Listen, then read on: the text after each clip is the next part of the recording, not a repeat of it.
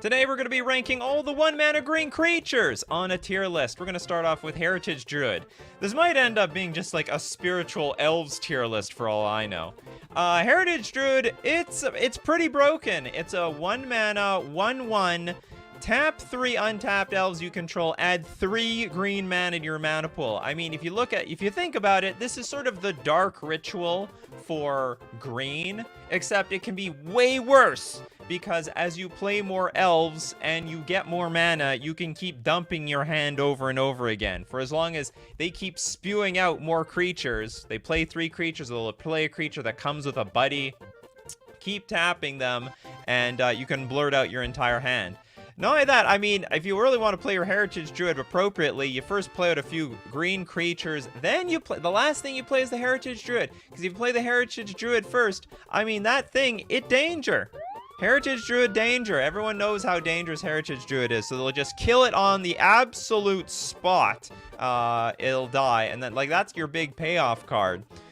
What else to say about Heritage Druid? Really combos well if you have anything that lets you draw a card for every green spell or green creature that you play. So you play the Heritage Druid, you play your elves, you draw a card, you play those elves, you tap 3 more mana, you keep drawing cards, you keep playing the elves. You can effectively, like, play your entire deck out if you draw well enough. And especially if you can be drawing 2 cards a turn for every creature that you have played. So Heritage Druid, how good is this card? It's insane. It's absolutely insane. I wonder if this is going to be one of those few times where... Where's my tier list? We need our tier list up. I wonder if this is going to be one of these few situations where... Oh, my program being awkward with me. Hold on.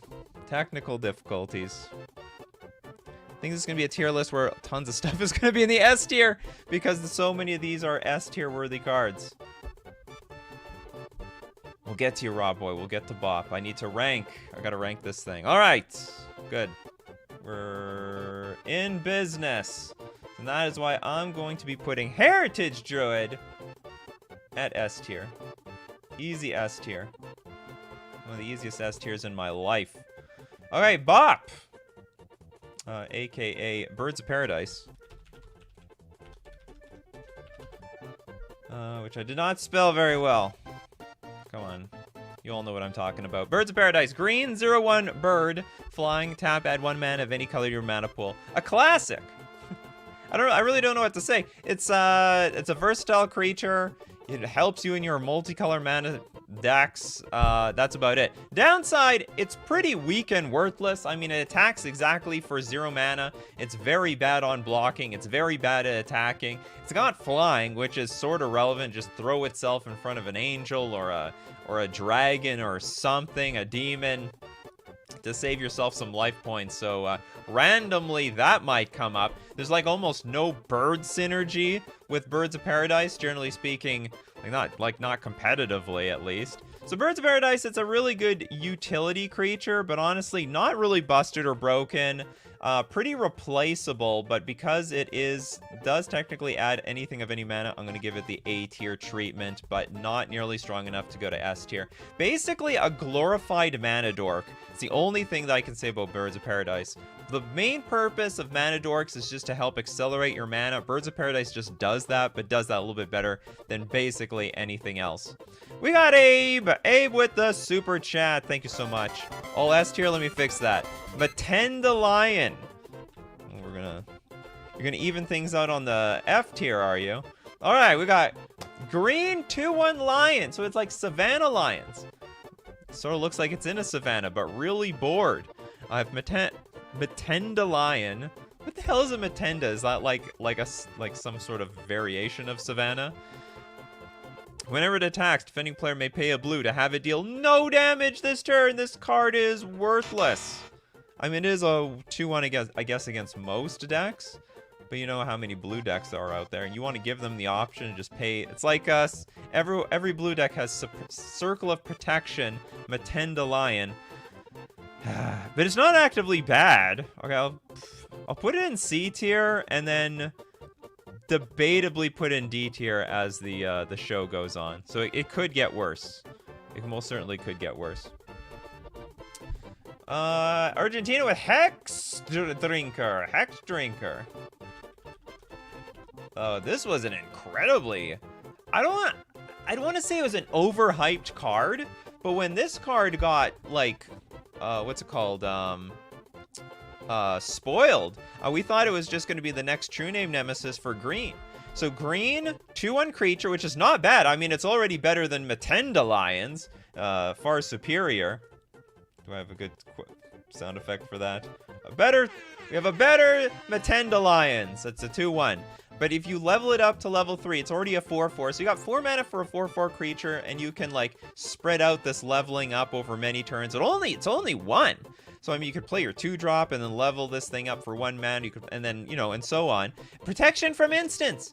So you already have protection from, like, lightning bolts and swords to plowshares and path exile, fatal push. That's a huge chunk of the metagame here. In addition to that, if you get it to level 8, becomes a 6/6 creature that has protection from everything. So you do have Progenitus onto the battlefield. Even stronger than, what's it called? True Name Nemesis, because, well, effectively, True Name Nemesis only hits 1 player. But where to put this? This ended up not seeing any play at all at a competitive level. It was just mostly a 2/1 creature and just a bad mana sink. But I think this card still has a lot of potential. It's a very good card. So I'm going to give the 8. I'm going to put an 8 here. It's very strong. Very strong. But not strong enough to battle the big boys and girls at the top. We got Scrib Sprites. Thank you so much, Malicious Merfolk. Scrib Sprites. I thought this might be a virtual, like, mana dork tier list. Turns out we're going to have a lot of stuff. We have green 1/1 flyer. I want to say strictly worst Birds of Paradise, but that's not actually true. This is worth going to the D tier. This is bad versus every deck. I guess, well, what's the creature type? The creature type is fairy. You know what? I'm not so desperate for more fairy playables to go into green. And also, like, this is just a strictly worse version of every other fairy in blue. I mean, for a blue, I'll tell you what you can get for a single blue. You can get a 1/1 flyer that when it enters the battlefield, you scry 2 cards. You can get a blue 1/1 creature, and then if it's the same creature that you already have on the battlefield, you draw a card. So we already have many strictly better fairies in the blue area. So yeah, to hell with this card. Metause, Delighted Halfling. Oh my god, this is a new card. Already see playing. It's already seeing tons of play. So green 1/2 creature, Halfling Citizen, tap add a colorless. Tap add 1 mana of any color. However, here's the catch. You have to spend that mana only to cast legendary spells, and it can't be countered. I can't believe that. As if things aren't already uncounterable enough in today's metagame. Like, we need more buffs to the counter spells, like exile target spell. When are they going to print blue exile target spell to help us compete with a bunch of uncounterable stuff? Counter spells used to be like the soul of blue, and they're basically useless now because they keep printing stuff like this. Counterspell's completely rendered useless. So what can you play off of this thing? You can play like the One Ring. You can play like Karn the Great Creator. You can play Teferi Time Raveler. Like any Planeswalker is now completely uncounterable because they're all legendary. Your commander is now uncounterable. So screw the blue players at the table. Anyway, Delightful Halfling. We haven't even seen a whole lot of play out of this card yet, but what play we have seen is insane. S tier card for sure. Definitely S tier. James Stone. My boy, Experiment 1. Oh god. One an experiment it is. A green 1/1 creature with Evolve. Remove 2+1/+1 counters from Experiment 1. Regenerate Experiment 1. Oh, and for anyone who doesn't know what Evolve is, if you play another creature that has larger power and toughness, it gets a counter on it. So it's like a Champion of the Parish, essentially, where you just keep playing creatures, and so long as they're like bigger in power and toughness, this thing gets bigger, but it has the bonus being able to cash in those counters to regenerate it. So if you deal lethal damage to it in the form of a removal spell, blocker, sweeper, Experiment 1 sticks to the board. Very sticky. That experiment was very oozy. It is a human ooze. More ooze than human, in my opinion. A tier card. Seen a lot of competitive play, actually. Mostly in standard, though. Turia with Pelt Collector. Oh, that guy. Another champion of the parish. Seems to be a very green thing. You put bodies on the battlefield and this guy gets bigger. So we have green 1/1. Whenever a creature you control enters the battlefield or dies, that creature's power, if that creature's power is greater than Pelt Collector, put a counter, +1/+1 counter on Pelt Collector. As long as Pelt Collector has 3 or more +1/+1 counters on it, it has trample. I have to say, this actually makes no sense whatsoever. If you keep putting pelts and pelts on top of you, there's no way that makes you stronger. That just weighs you down. I can see it increasing the toughness. Sure, the toughness can keep going up. You can get, you know, +0. At some point, it should decrease your offense. Because you just have, like, blankets and blankets of these stupid pelts on you. How are you going to swing your sword when all the pelts are on top? Great card, though. Great card. It's very similar vein as Experiment 1. And it's an elf, randomly. And so whenever another creature you control enters the battlefield or dies, you get double the counters. So these things can stack really, really fast, especially your opponents being really aggressive on your creatures. A tier card. Great card. You know what's a real problem for all these cards we're going to see at the end? Is that there are so many good green 1/1s, you just can't squeeze them all in one deck. It's just, like, impossible. I mean, like, when God was creating 1-drop green creatures, they spilled the power too much into the 1/1s. Enter that, like, God meme. And now we'll just put a sprinkle of power into the 1/1s, and then, oops! Poured the whole beaker of power in there. Llanowar Elves. From Mikkel. Very, very, very boring card. Still sees play, though, right? I think this is still a Pioneer playable because they don't have that many 1-drops to work with. So 1 green, 1/1 creature, tap, add a green to your mana pool. Honestly, a big yawner. I mean, it's like, I wouldn't say it's strictly worse than Birds of Paradise, but it's not that great. It is just good for a mana dork. It can be S tier depending on, like, how few mana dorks are in the card pool. But honestly, I think this is a pretty underwhelming card compared to, like, all the other mana dorks that exist. This is literally 1 green for a 1/1 creature. There's, like, way better out there. Redco, thank you so much for the super chat. Reese the Redeemed.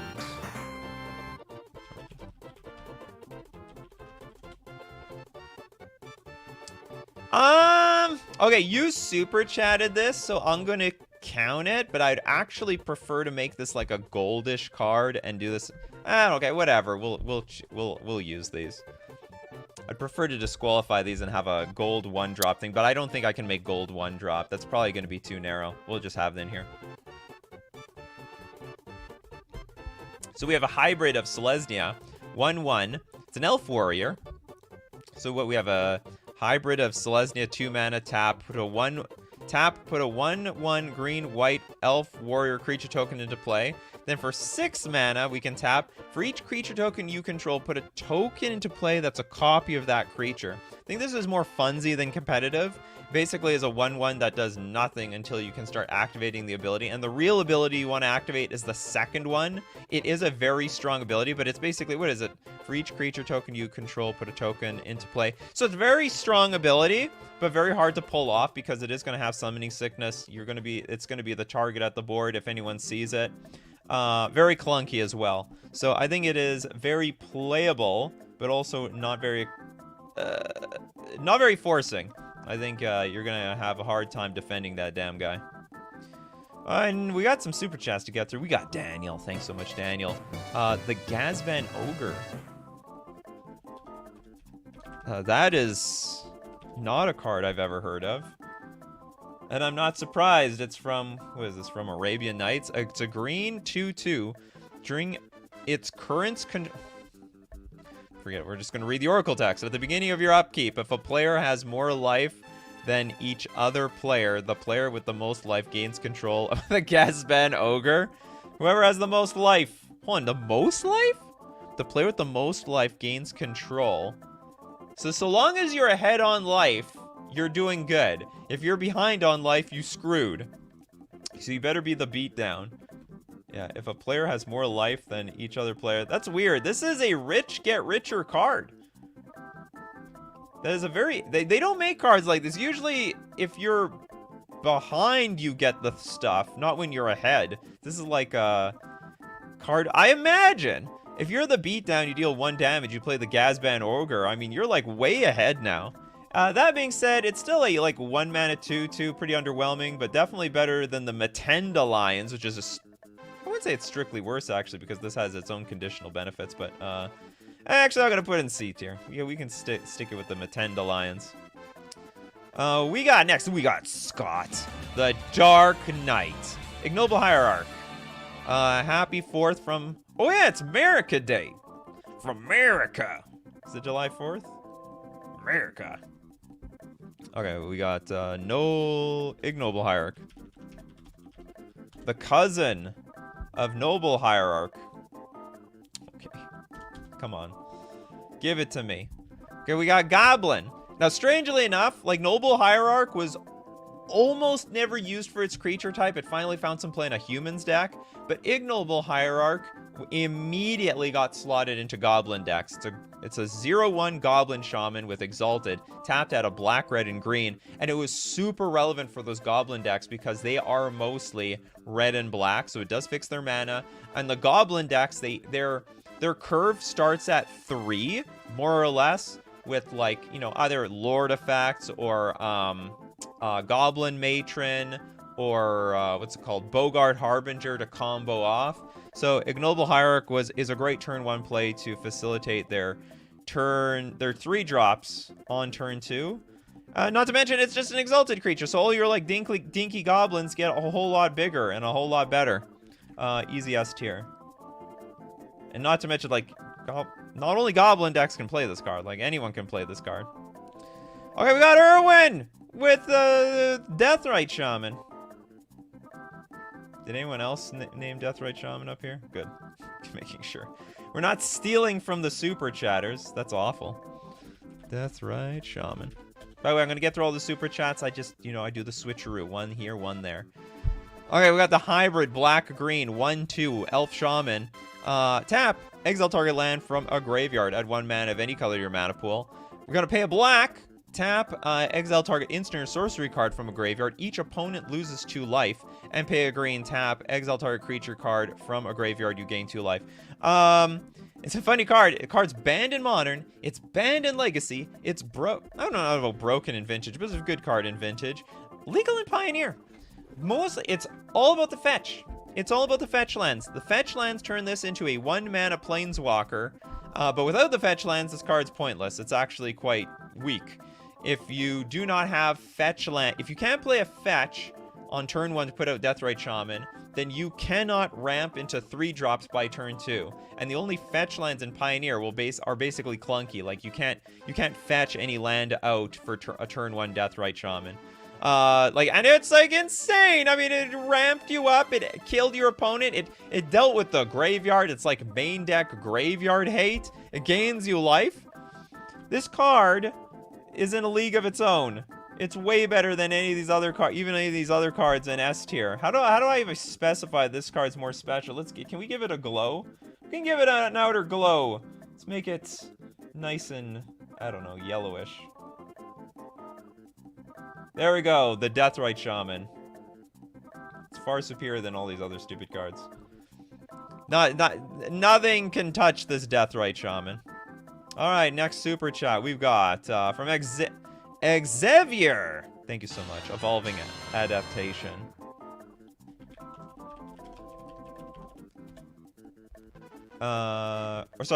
Evolving Adaptive is what it is.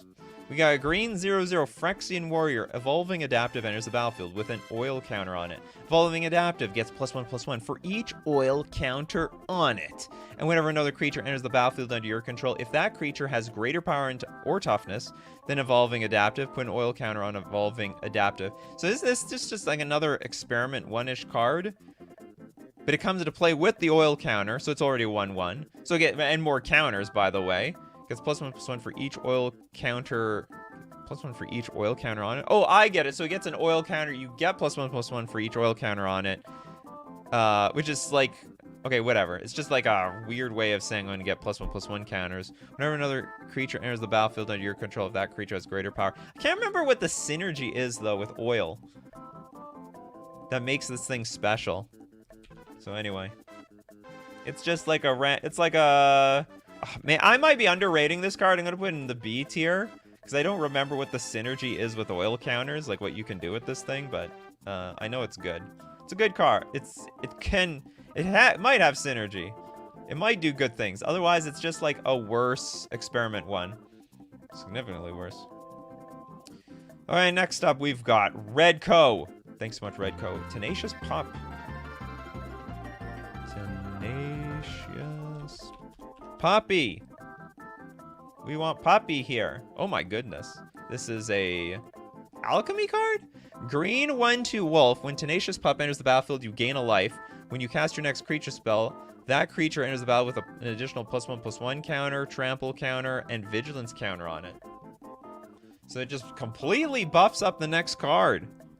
And it's not terrible by itself, but it's sort of crappy. It's a 1 mana 1/2. I don't know why the pup has so much toughness. Where to put this thing? The next creature gets really big and dangerous. I don't know. I'm going to put it in the B. I could be really wrong here. I really could be really wrong. It could be A tier worth. I mean, maybe if I play tested with... I haven't played Alchemy, so I have no idea. I mean, this could be S tier for all I know, but I'm going to put it in the B tier. The upside is so good, but the card sort of sucks by itself. I mean, if you blink the card, you do perpetually gain more life, but you don't get any, like, not perpetually. You get, like, a little bit more life, but that's the only other synergy that I can see with it. Anyway. Beanpot, Rogue Elephant. You like them elephants, Beanpot? Oh my goodness. Okay, we got a green 3/3. When it comes into play, sacrifice a forest or bury your elephant. This is terrible. Green don't want to sacrifice their lands. I mean, it's fine when you have this on turn 5 or whatever, but like at that point, like, I don't like it. I don't like. Is it this bad? Green probably has the mana to sacrifice. We'll put it in the C tier. It's not that terrible. It's pretty bad. It's not good. Okay, we got JF here. How about my boy Elvish Reclaimer? Elvish Reclaimer is busted. One of the most underrated cards in the game, but actually is still seeing a lot of good play. So it's a green 1/2 creature. It gets bigger, like a Tarmogoyf, as long as there are 3 or more land cards in your graveyard. But you get to pay 2, tap, sack a land, search your library for a land card. Anything. You can go get a fetch land, you can go get a basic land, you can get dual lands, but you can get utility lands. You go get your, go get your Dark Depths. Go get your Thespian Stage. Go get Tabernacle, the Pendril Veil. Go get Urborg. Go get whatever you want. And you put it directly onto the battlefield. Not in your hand. It goes straight onto the battlefield. Go get Cloud Post. I don't know. Go get your Urza lands. So, replaces anything. I mean, your imagination is... There's no limit to, like, what you can do with an Elvish Reclaimer. So it's a tutor. It can get bigger. It's fine early on, and it's, like, insanely dangerous. Like, you can have it online by turn 2. And then by turn... Like it just gets worse from there. And it can be, like, a decent card to beat your opponent's face in. Like, it's a 3/4 creature for 1 mana. That's, like, way better than the stupid elephant thing. The elephant... What was the elephant called? The Rogue Elephant. A Rogue Elephant meet Elvish Reclaimer. Super insane card. Definitely S tier. Definitely an S tier card.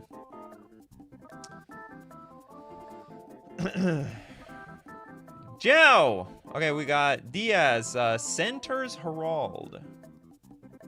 Centaur's Herald. It is a green 0/1 Elf Scout. Pay a green 2 generic, sacrifice it to put a 3/3 green Centaur creature token onto the battlefield. Okay, well, what can I say about this thing? I think it's worse than the Rogue Elephant, to be honest. I'm gonna put in the D tier. This is the 1/1 creature. You have to pay. You're basically paying 4 mana for a 3/3 creature, which is like a fair rate for draft, but that's about it. I would never pay 4 mana for that creature in any other circumstance. Jacob, thanks so much for the super chat. Glimmerbarn. Want to say you've mentioned this card before, so you must really like it. Okay, we got the oof. A 1/2 oof, sacrifice a token. Glimmerbarn gets +2/+2 until end of turn. Okay, it's got potential. It's got a little bit of janky potential. You do need like a bunch of tokens out. It's a little bit of a win more card, right? So the ideal state is you have a bunch of tokens that you can sacrifice to this thing to get in for a bunch of damage. On the other hand, if you have a bunch of tokens out, you might just win with just the tokens. Like, you don't need to sack them all to this Glimmerbarn. But anyway, so that's the state that we're in. I'll give it a B tier treatment. It's got, it can be big. These types of effects of sacking the board to one big thing has, you know, can always kill someone in one shot. Not to mention, you know, you could always give this particular creature double strike or something like that, which it does even more damage. Shadowwalker turns. That's actually a good point, actually. So there's not, it's not just not creature tokens. You can sack any tokens. You can sack treasure tokens. You can sack. So actually a little bit more potential than that. It's a little bit. I think it's hard to make a deck with a lot of synergy around this. Or maybe it's not. I might be underrating. I might be underrating this card, to be honest. I might be underrating it. Mataeus, Wirewood Symbiote. Oh, we got our green 1/1 insect. Return an elf you control to it. It's very funny. This is a huge elf card, but not actually an elf. Ooh, that's a show. Creature types for decks that don't match the creature type. I don't know. I really don't know how to word that show though. So you return an elf you control to its owner's hand, and then untap target creature. Activate this ability only once each turn. The point being, you can recycle cards like. Cards that have good cast or enter the battlefield triggers, like Elvish Visionary, for example. Return Elvish Visionary back to your hand, which enters the battlefield, draws a card. So you return the Elvish Visionary back to your hand, untap like a mana dork or anything that can help produce mana, replay your Elvish Visionary to draw a card, and then, you know, maybe even keep going further with your Heritage Druid. Keep tapping mana, and then playing the cards that you draw. The only problem with this card is it's super narrow. Like, this is only good in an elf deck. And it's... You could say the same thing about Heritage Druid. Okay, I'll give it the S tier treatment. It's, like, so good for an elf deck. It just recycles so much. But it could be also A tier because it's a little bit... You have to build your deck around this thing, but no doubt you would. Whereas Heritage Druid, I mean, doesn't matter how you build your deck. If it's an elf deck, it will do more than enough. Oh, you hear that sound? You know what that means. We gotta thank we're gonna look at and rank more one-drop green creatures because we gotta thank our sponsors, FusionGamingOnline.com. Wilds of Eldraine is coming out. If you want to pre-order your singles and stuff, you go check them out at FusionGamingOnline.com. What is the deal of the week this week? So there's always a deal of the week. You gotta check out them deals. 15% off all Ice Age block singles. Oh, the block, which includes alliances like Force of Will, and then you got your old Counterbalance. Is it all the Ice Age blocks? Counterbalance didn't exist back then, so it must be the old Ice Age and the new Ice Age. Anything that does with ice. Get your snow-covered basics. 50% off FusionGamingOnline.com. Don't forget to use coupon code Nikachu at checkout for an additional 5% off all your purchases, and it supports the channel. We also want to thank Mana Traders, the premier place for renting Magic cards online. Because renting is the way to unlock your entire imagination. You can play any format you want and also play whatever jank you want. Because it only costs you your monthly subscription. When the jank don't work out, you just send the deck back and you reorder some new jank. Just play in the tournament practice area. Something will work over there. And you can support the channel using my Mana Traders link in the description below, or save 10% off your first 2 months using coupon code Nikachu_1YA. 1YA for justice. Alright, what do we got next here? Ice Age Alliances and Cold Snap P make the block? Oh my goodness. Is Counterbalance an old card? I don't think so. I think that's a newish card-ish. I have a lot of super chats to get through. Glistener Elf from Rob Boy. Glistener Elf. It is a classic. A classic pain in my butt. Okay, we got a green 1/1 Elf Warrior with Infect. This is the contributor to the turn 2 kill. Without Glistener Elf, you can't turn 2 kill you can't turn 2 kill it with Infect. It's impossible. So you play this turn 1, your opponent, like, I don't know, puts land into play tapped, passes back, and then that Infect player is just licking their lips. All right, time to go to town. All it takes is like 2 random pump spells and I don't know, like what's it called? Mutagenic Growth, and the game is over. So easy to get that turn. Or actually, there's other cards that give +5/+5, I think.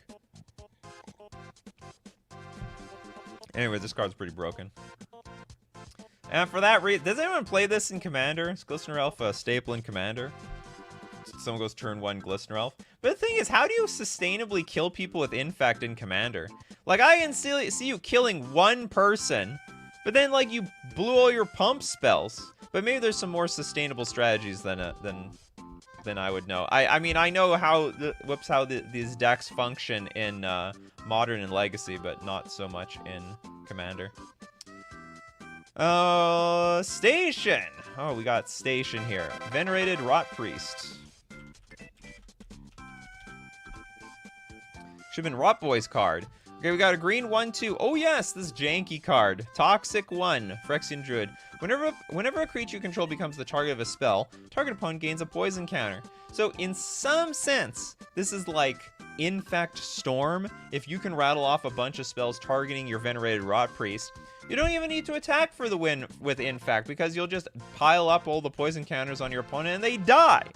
So effectively, if you can combine the win condition of Infect with the strategy of Storm, it's all over.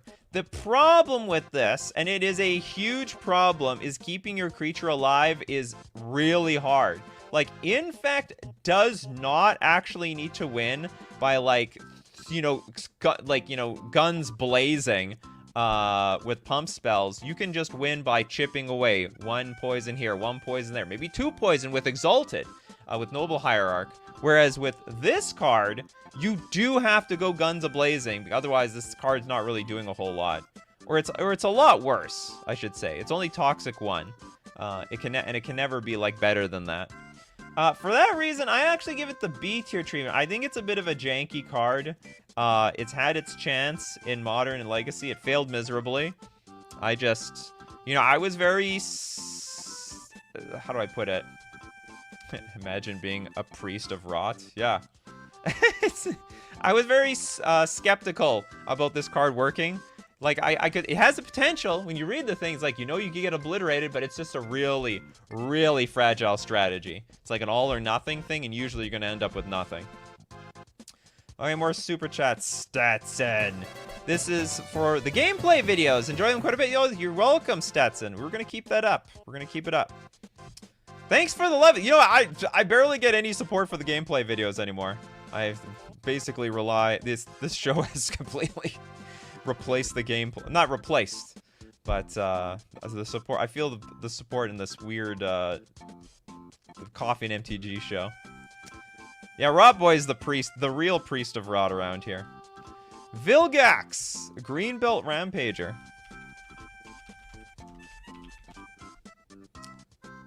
Green 3/4 Elephant, that's insane.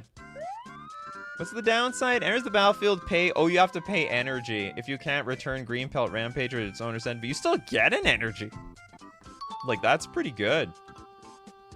Only problem is what you'd spend on the energy sucks. Energy cards are not very good overall. I guess I give this the B tier. I sort of like it.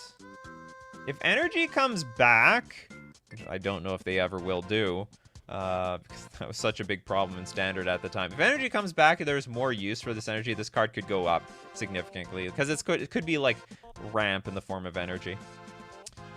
We got Bardastico with Dried Militant. And how militant it is. Alright, 1 mana, 2/1, Dryad Soldier. If an instant or sorcery card would be put into a graveyard from anywhere, exile it instead. Poof, it's gone. Very good utility creature.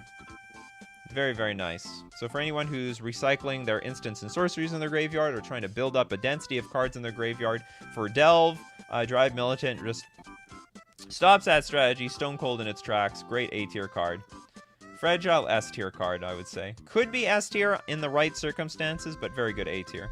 Pretty free to play this thing. Alright, we got Jacob. Jacob is back.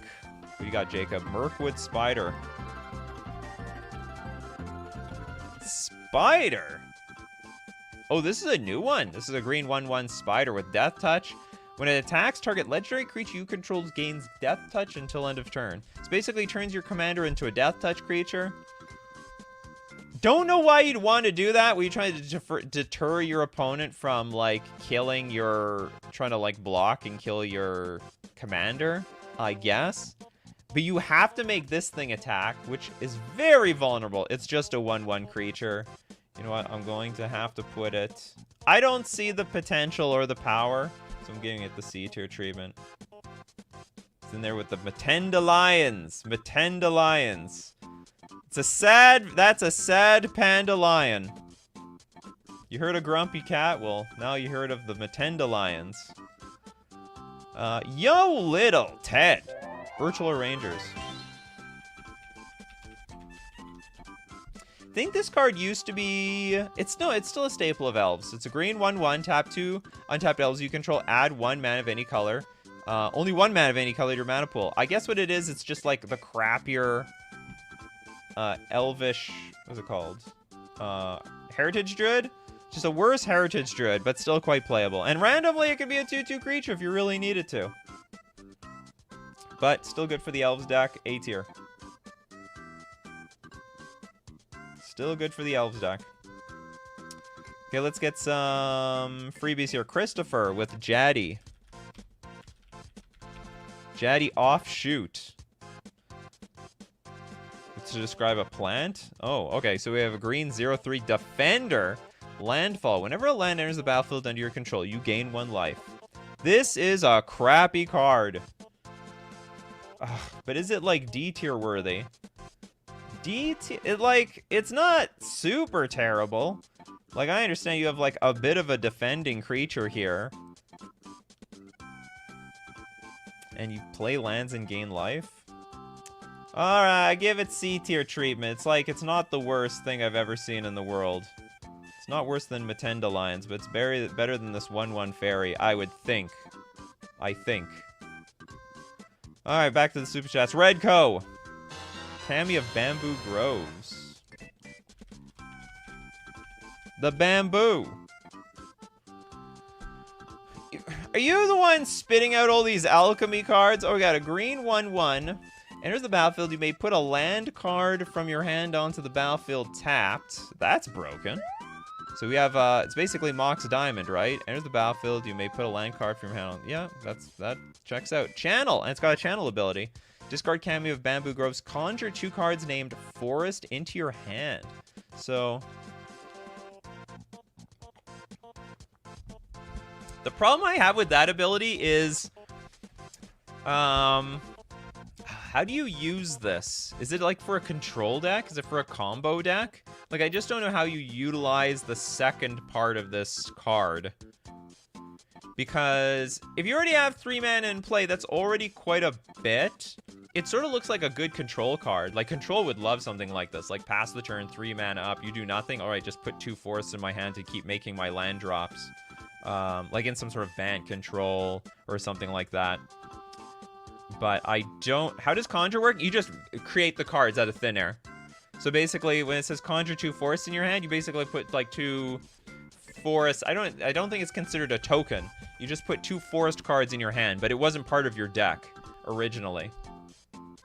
But the Mox Diamond part, you know what? Let's just ignore this other thing. This is technically Mox Diamond that you put a land in place, so I'll give it A tier. Maybe it's even better than that, though, for all I know. Not good on defense, though. It might trade with a lot of one toughness creatures. Okay, what do we have else? We've got, next up, Malicious Merfolk. Thanks so much for the $2. Timberwolves. Timber! Green 1/1 with Banding! Banding, not bad! But it's still pretty crappy. Alright, I'm gonna put you in D tier. Very unexciting card. Don't get me wrong, Banding's strong. It's pretty broken, but not nearly as broken when it's on a 1/1 creature. We got Jay! Thanks so much, Jay. Nettle Sentinel. Ah. The Elves Specialty, a green 2/2 creature. Doesn't untap during your untap step, but whenever you cast a green spell, you may untap your Nettle Sentinel. So, like, don't worry about untap. Like, it's gonna untap, I promise. And also, surprisingly, Elves are pretty good at just chaining more green spells together. You know, between Elvish Visionary, Glimpse of Nature, and a variety of other card draw spells. They always have a green card to play every single turn, so it will untap. And it's also combos with Heritage Druid, because as you cast spells, as you tap mana for Heritage Druid, you cast spell, untap your Nettle Sentinel, so it makes it easier to keep chaining mana with the Heritage Druid. For that reason, I'm only going to put it A tier. Very, very strong card. Requires all these other cards, though, to make it really work really well. Banding, a true classic. Absolutely. Timberwolves is rare? Oh, God. Hey, Banding back then was broken. All right, let's give respect to Banding, but today it's not nearly what it used to be. Toads with Wild Navel. Wild Nav? Oh, Wild Nikachu? I guess that's what you meant. Okay, green 1/1 Cat Warrior. When Wild Nikachu gets +1/+1 as long as you control a mountain, also gets +1/+1 as long as you control plains. This card used to be banned in Modern. Is it banned anywhere right now? It's banned nowhere. It's like a playable card. It's still it still sees some play in Modern, so we give it A tier. I really don't want to put it that high though. It's actually pretty underwhelming by today's standards. It's like a 1 mana 3/3. Come on, what is this? The Elephant? What is it? Abandoned Elephant? Can't remember the elephant card. What a pathetic card though. Yeah, get your zoo on. Get the zoo on. Who have I got today? I don't think I got to Bulky. We got I never know how to pronounce these. Muol. Oh, it's Mua. Mua. Mon-Fri Ooze. Beats all the D tier cards. Does it? We have a green 1/1 plus star creature. Commutative upkeep 2. Mon-Fri Ooze has power and toughness each equal to 1 plus its last paid commutative upkeep. Oh! For once I actually want to pay the upkeep. This is really terrible though. This guy knows this card's bad. So you're saying it beats all the other D tier? Yeah, you're right. I would put it high D tier. Very high D tier. It's really terrible. Avatar of Woe. I agree. Degenerate Jank. I agree with Xanthid Swarm. I don't think this is a real card, isn't it? Xanthid Swarm. It's not Degenerate Jank. This is a super powerful combo card. It's a green 0/1 flyer. When it attacks, defending player can't cast spells this turn. So it sees a lot of play in Storm decks, or any deck that's about to combo off. So you play your Xanthid Swarm, you go in for the attack. Now your opponent can't do crap. I mean, it's green silence, right? Like, it's green silence. And, like, why would you have removal spells still in your deck? You're up against a combo deck. So combo decks that do not require creatures, you're going to side out all your removal spells. So anyway, Xanthid Swarm is actually insanely good. Perhaps one of the best combo cards. So I'm going to put S tier. Very, very unique ability, too. And this is every single turn. When it attacks, defending player can't cast spells this turn. Yep. Can't cast spells. King Ginger, I was wondering where you were. The brown oof? Is that what it's called? It's literally called the brown oof. And it's green. It's a flavor fail. Could have been an artifact. Why is it called brown oof? I guess it's in the hunt for brown. This oof loves brown. Okay, 1/1. Okay, with the ability. Green, 1 generic tap. Counter target activated ability from an artifact source. It's not the worst card I've ever seen. And you could also, like, activate, but you can't. Mana ability, yeah, it says specifically. Mana ability, just reminding people, you can't counter Soul Ring activated abilities. So what can you counter? This is not a terrible card. I like the ability. Very aggressive. Great ability. I don't, I guess you can counter the 1 ring. I'm getting to the super chat. I'm doing a little bit of both here, all right? This is not complete pay to win. This is pay to guarantee that your thing gets chosen. I will get to everybody. All right, Jay with the... We just did Nettle Sentinel. Great card. What did we label it? A tier? Or did I do this one? I don't think I did that one. Graham with the... Okay, hold on. I want to get... For a super chat, always got to give some commentary. Nettle Sentinel. Okay, what is the flavor text? Though Shadowmoor's monster haunted Wild's beckon, she never leaves her post. Oh! I'm today's years old to find out Nettle Sentinel's a woman. Better than... Is it this the 1 mana 2/2? Yeah, this ogre thing. Better than the ogre thing. Way better. It's far superior, even though that... And it never goes to anybody, regardless of anybody's life total. Okay, next up, we've got... Graham. Thanks so much for the super chat. Avacyn's Pilgrim. Oh, yeah. If you need to splash some white mana, Avacyn's Pilgrim got you down. So it's a green 1/1 creature. Another one, it's like Llanowar Elves territory in terms of like boring. It's like if there are not many mana dorks in the format, this card is great because you just need a random mana dork. It could have said at tap, add a colorless mana to your mana pool, and it would have seen play. However, white mana is good because all green and Selesnya. Sorry, green and white, it's like peanut butter and jelly. That being said, not a very fascinating mana dork beyond that, so we just put in the B tier. Very similar to the Llanowar Elves. It's like, it's a random mana dork. It's good. That's all I have to say about that. Okay, we'll get to another super chat. Yo, little Ted here with the super chat. Naf's Asp.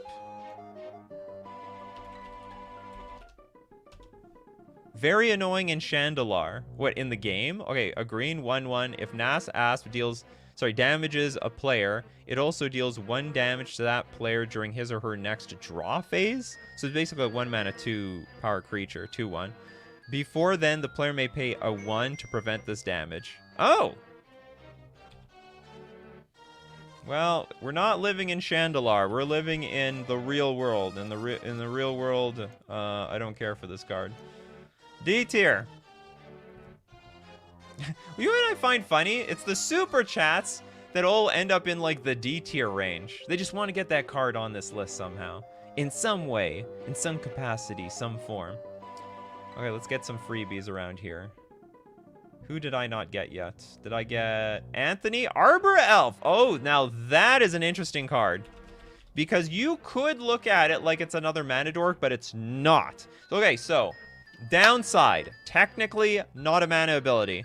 You tap to untap target forest. You could lock this thing down with Pithing Needle because untapping forests is not a mana ability. You're just literally untapping a forest. But the good news is, let's say you have like Gaia's Cradle, and let's say you also have Yavimaya, Cradle of Growth on the battlefield, making your Gaia's Cradle a forest. You can untap that with Arbor Elf. If you have certain forests on the battlefield that add multiple mana, you can untap that with your Arbor Elf. So Arbor Elf is, I would say, better than Llanowar Elf. Better than Avacyn's Pilgrim in that regard. You know, there's multitudes of like enchantments that increase the how much mana the particular forest that you enchant adds mana, and then Arbor Elf just combos with those to ramp even harder than usual.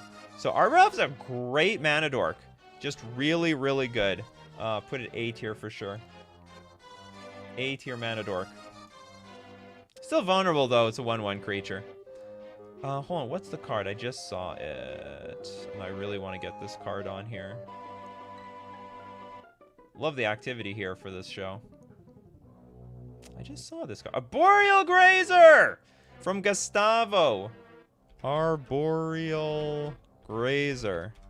This is a really important one to get down. It's very similar to that Alchemy card. Okay, green 0/3 beast with reach. Okay, so you can block on the ground. You can also block in the air. This guy doesn't even reach very high. How does he block flyers? That's ridiculous. When Arboreal Grazer enters the battlefield, you may put a land card from your hand onto the battlefield tapped. That sounds very familiar. Sounds like Mox Diamond to me. This card actually sees... So in Mox Diamond is... When Mox Diamond would enter the battlefield, you may discard a land card instead. If you do, put Mox Diamond onto the battlefield. If you don't, put it into the owner's graveyard. Tap, add 1 mana of any color your mana pool. The only difference is, like, in this case... So in this case, the Arboreal Grazer is like the card you discarded because it's like the useless part, but it puts the land onto the battlefield, so you get the mana. But instead of... You could even argue that this is even better than Mox Diamond, because with Mox Diamond, you dumpstered a card, and you keep both cards on the battlefield. One gets to block, and one is a source of mana. He's in a tree, therefore reach. Yeah, but birds fly over the trees. It's not like every tree that the Arboreal Grazer is on is like reaches the clouds, you know what I mean? Maybe it does. Arboreal Grazer is deceptively an S tier card. And it does see a lot of play in a lot of formats. Very, very strong underrated card. Very good in Pioneer, very good in Modern. Doesn't see as much play in Legacy because, I mean, you can just play with Mox Diamond, a lot of other Mox in. But outside of that, Arboreal Grazer is insane.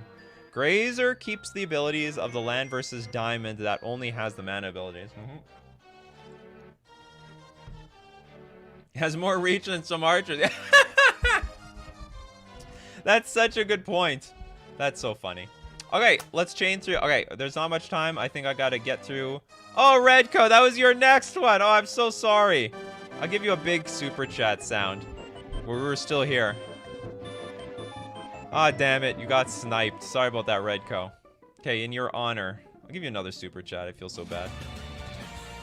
Or a super chat sound effect. Okay, we got JF. Or if you have another one, Redco, I can get. I'll try to get you. JF, what do you have? Veteran Explorer. Oh, God. I hate this card. And I hate it in a sense, like, when I play against this card, I know... Like, I am so frustrated with these decks. It's a green 1/1 Human Soldier Scout. When it dies, each player searches their library for up to 2 basic land cards, put them onto the battlefield tapped, then each player who searched their library this way shuffles it. This is always some sort of Eureka deck. It is a very good card, though. I'm like, I'm going to attack into this Veteran Explorer. I'm going to ramp myself up. But the ramp always helps your opponent, like, way more than it helps you. Not even close. I'm going to put A tier. It's hard to build around this card, even though it's very strong. Very, very strong card. Good stuff. Yeah, untapped, too. Yeah, give me the... Everyone wants lands. Until you find out that they're playing, like, way bigger things than you. Then you feel screwed. All right, rough. Rough, getting rough around here. Quirion Ranger. Or it's Quirion Ranger? I don't know how to pronounce any of these cards. The green 1/1. Return a force you control to its owner's hand. Untap target creature. Activate only once each turn. It's usually like, I think a B tier type of elf card, but still a good elf card in the elf decks. I mean, yeah, you just... Does what it says it does. Get more mana.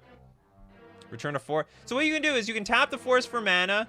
A lot of elf decks are like really constricted on how many lands they have. They might have like 1 land in their hand and a bunch of basically just a bunch of elves and mana dorks after that. So they return a force back. They tap the land for mana, return the force back to their hand, untap a creature to utilize their synergy, replay the land, and so you get like a bunch of mana out of it. So anyway, Huron Ranger, great stuff. Noel! What am I going to give you? No card. Been a while, so supporting and saying hi. Oh, thank you very much, Noel. You know what?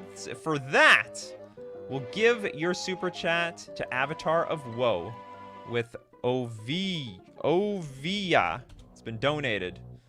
What the hell do we have here? All right, we have a green 1/2 Human Artificer. It's a legendary creature, so it can be your commander. 3 mana, tap. Create a 1/1 colorless servo artifact creature token. Lame. 5 mana, tap. Create an XX colorless construct artifact creature token, where X is the number of creatures you control. Better. The problem, it's just really clunky. It's super clunky. You're spending a lot of mana for not a whole lot here. This XX, it's also the X is equal to the number of creatures you control, but usually constructs are better because it's equal to the number of artifacts you control, which is just way more powerful. I'll put this in the B tier territory. It does things. I'm not really excited about the things that it does, but it's better than I'm more excited about it than Matinda Lions, that's for sure. When is Boxing Day in Canada? It's like shortly after Christmas. And it's like pointless, actually. Like, at some point, Canada just started competing with, what's it called? What is your day where everything goes on sale? Black Friday? I think it's Black Friday. And so Black Friday, we were more excited for Black Friday than Boxing Day because Boxing Day is after Christmas, whereas with, what's it called? Black Friday, we get to buy all our stuff before Christmas and get them deals. Okay, what else do we have? King Ginger. Always there with the super chat. Elves of Deep Shadow. So, slightly worse. In some sense, slightly worse land or elves. Green 1/1, tap out of black, and it pings you for damage. Why would you want that?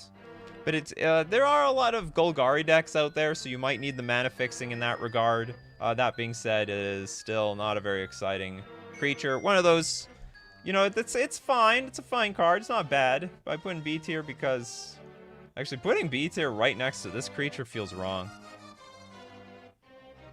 Okay, whatever. I'll just leave it here. It's okay. We can leave. We can leave this legendary over there. And good freak with a huge super chat. First super chat for Charging Badger. Thanks so much for the charging super chat. Badger, badger, badger, badger, badger, badger, badger, badger. You know how the song goes. Okay, we have a green 1/1 trample. It's very, very underwhelming. Hey, the badger has more guts than glory, I'll tell you that much. C tier. So brave, this badger. Hold on, he can be bigger. That's how brave he is. The bold badger. He will trample over you with what little, I don't know, damage it has. Rob Boy with super chat. We've got to squeeze Aisling Leprechaun. What is this? A 1/1 fairy. All creatures that... Okay, I'm just going to read the Oracle text. Whenever Ailing... Is it Ailing? Leprechaun blocks or becomes blocked by a creature, that creature becomes green. This is terrible. This is really, really bad. Me Lucky Charms! D tier. I don't feel like we filled anything up here. Okay, hold on. Let's get a free one for the road. Actually, we have... Okay, what do we got? Let's get some free ones for the road. LN Chan Gaming, Utopia Mycon. The hell is this? It's a green 0/2. At the beginning of your upkeep, put a spore counter on Utopia Mycon. Remove 3 spore counters from Utopia Mycon. Get a green sapling creature token. Sacrifice a sapling. Oh, add 1 mana of any color. That is pretty neat. At the beginning of your upkeep, you get a spore counter. Remove 3. You get creatures. Oh no, but you have to. Okay, so you have to remove 3 spore counters to get a 1/1 just to get a mana. No, that's like a little too much for me. That's a little too much. That's Matinda Lions territory, if you ask me. Matinda Lions. Them damn Matinda Lions. Oh, the Bogle. Oh, let's get Slippery Bogle up here. Now, what would this show be without Slippery Bogle? Okay, we got, for one man, we got 1-1 with Hexproof! We hate it! You can't target this with any damn thing. Now, the goods... Okay, here's the good news. Decks featuring Slippery Bogle usually suck. It's like really... It's really bad. They have to be full of auras, so if you can deal with the creatures with, like, board wipes, make them sack the creature, Thoughtseize their hand, they're actually really vulnerable. But if I were to judge the creature by itself, I guess it's S tier. Hexproof is pretty insane, and for 1 mana, that's... I mean, that's an incredible rate. It's gonna tell Maria you said that. Go tell her! Oh, she knows. Okay, we have some super... Okay, we still have some super chats, apparently. The Almighty Brushweg.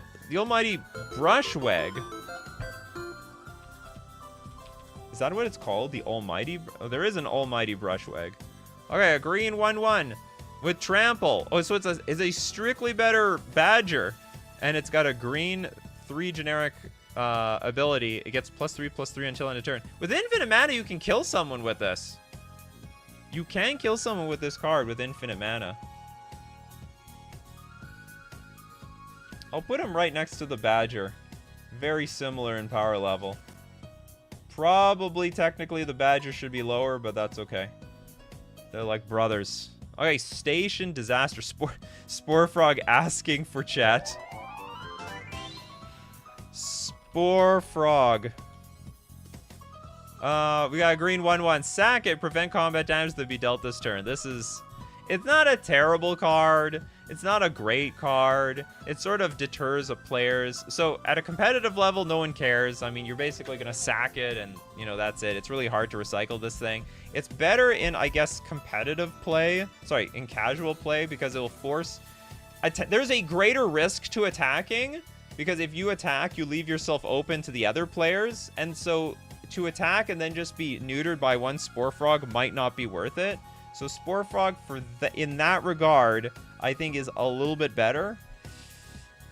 I will give it a casual play A tier. But it's like a competitive B tier, maybe even C tier. It's a casual, so it's a casual player. And Redco back here with another super chat. Noble Hierarch, the brother to Ignoble Hierarch.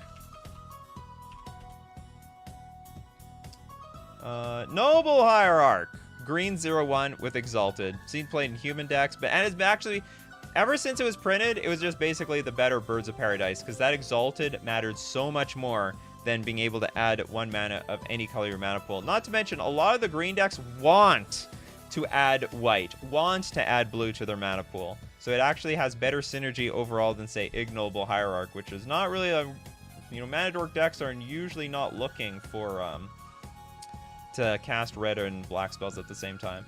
So S tier. All right, did we do everything?